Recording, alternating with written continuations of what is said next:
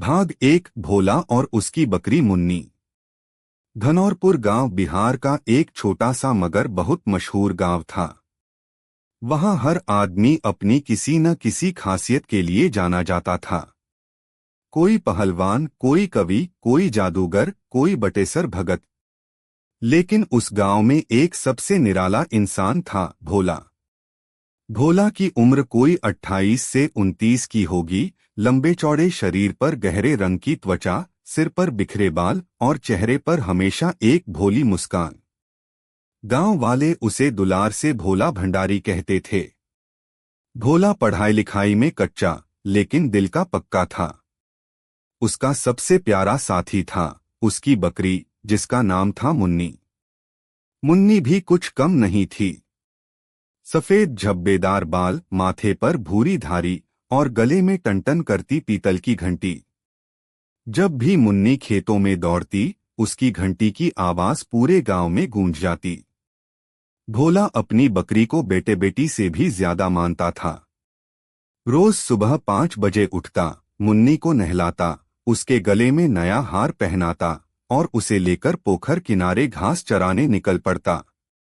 उसकी दिनचर्या वही, पोखर किनारे बैठकर बांसुरी बजाना, मुन्नी को घास चराना और दिन में हलवाई के यहाँ जाकर समोसे उधार खाना। हलवाई बाबू भी भोला को देखकर मुस्कुरा देते और कहते, अरे भोला, तेरा तो उधार का खाता समोसे से भी भारी हो गया है। भोला हंसकर जवाब देता, जब तक मुन्नी दूध देगी उधार चुकता कर दूंगा। लेकिन मुन्नी कभी दूध नहीं देती। वजह? मुन्नी बकरी नहीं, बकरा था। और भोला को अब तक पता नहीं चला था। भाग 2 गांव में मेला का ऐलान। साल में एक बार गांव में बड़ा मेला लगता था। उस साल भी धनौरपुर सावन मेला का ऐलान हुआ।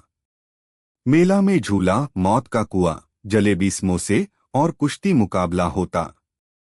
इस बार सरपंच बाबू ने ऐलान किया, इस बार मेले में मोबाइल फोटो प्रतियोगिता भी होगी। सबसे बढ़िया फोटो खींचने वाले को मिलेगा चमचमाता नया स्मार्टफोन। सुनते ही पूरे गांव के लड़कों में हलचल मच गई। हर कोई अपने अपने फोन की साफ सफाई करने लगा। भोला ने भी ठान लिया, मैं भी फोटो खींचूंगा और जीतूंगा। पर एक दिक्कत थी, भोला के पास फोन था ही नहीं। उसने जाकर अपने दोस्त गोलू पहलवान से फोन उधार मांगा। गोलू पहलवान ने शर्त रख दी, अगर तू मुझसे कुश्ती लड़ेगा और हार मानेगा तभी फोन दूंगा। भोला ने मुस्कुराकर कहा, हमारी मुन्नी सब देख रही है। अगर कुश्ती में हार भी गया तो मुन्नी की कसम, फोटो जरूर जीतूंगा। कुश्ती हुई। गोलू ने भोला को 3 सेकंड में पछाड़ दिया। भोला मिट्टी में लोटपोट, लेकिन अपनी हार पर भी हंसता हुआ उठा और गोलू से फोन लेकर चल दिया। भाग 3 मेला में धमाल। सावन का महीना था। चारों तरफ हरियाली, बादल और मिट्टी की खुशबू।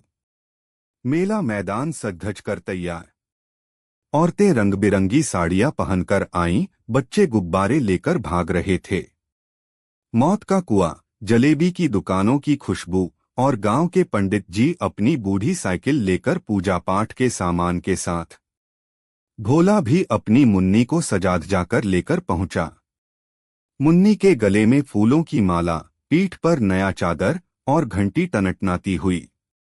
भोला ने गोलू का फोन निकाला और मुन्नी की फोटो खींची।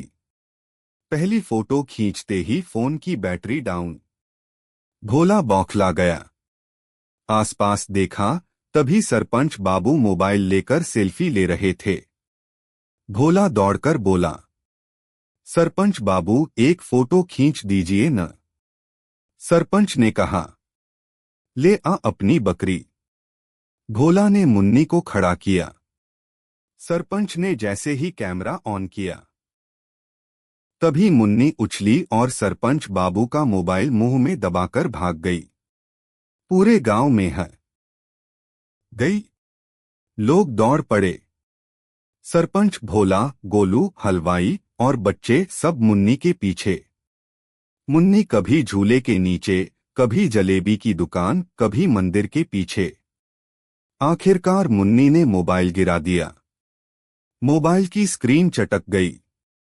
सरपंच गुस्से में बोले, भोला, तेरा तो। भोला डरते डरते बोला, सरपंच बाबू माफ कर दीजिए, अगली बार से बकरी को बोटा बांध कर लाऊंगा। गांव वाले ठहाका मारकर हंस पड़े। भाग 4, भोला की जीत। प्रतियोगिता के नतीजे घोषित हुए। फोटो विजेता बना भोला। कैसे? क्योंकि गोलू पहलवान ने भोला की बकरी वाली फोटो अपने मोबाइल से खींचकर भेज दी थी और वही फोटो सबसे प्यारी फोटो बन गई। भोला को मंच पर बुलाया गया।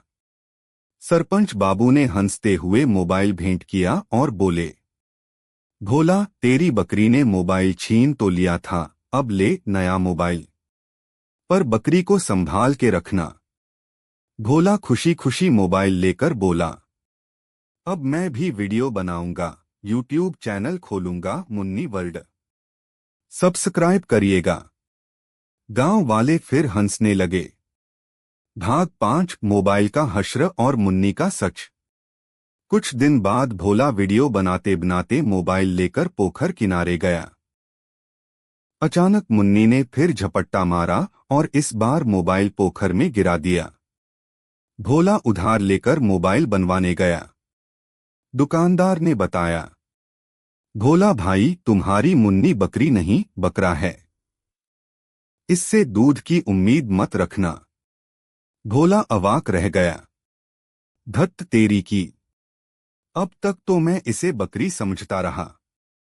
भोला गांव लौटकर हंसते हंसते बोला, गांव वालों, सुनो, मेरी मुन्नी बकरी नहीं, बकरा है। अब इसका नाम रखूंगा मुन्ना राजा। और तभी से भोला और उसका बकरा मुन्ना राजा पूरे गांव में हंसी ठिठोली का पात्र बन गए। लोग अब कहते, भोला का मोबाइल और मुन्ना राजा का झपट्टा दोनों जब साथ हों तो तमाशा जरूर होगा। कहानी का संदेश।